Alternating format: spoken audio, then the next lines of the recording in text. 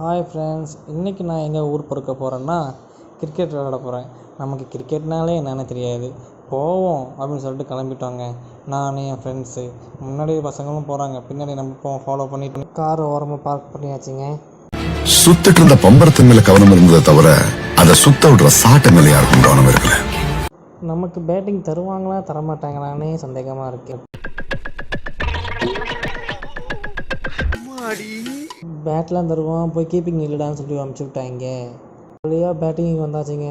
First பால் 4ங்க, 4 பிடிச்சிதுங்க. நல்ல வேலை நானாக அப்படி அடிச்சிருக்கேன் அப்படின்னு ஆச்சரியப்பட்டேங்க.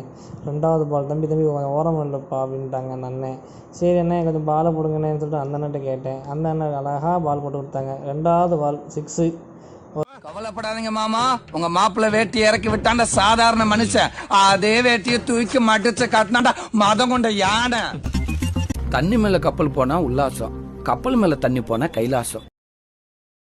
லாஸ்ட் வரைக்கும் என் டீம் ஜெயிக்குமா தெரியாமல் இருந்துச்சுங்க. லாஸ்ட்டாக இவன் 3 6 அடித்தான், என் டீம் ஜெயிச்சிருச்சுங்க. இனிமே இவன் சாவகாசம் ஆகாதியா.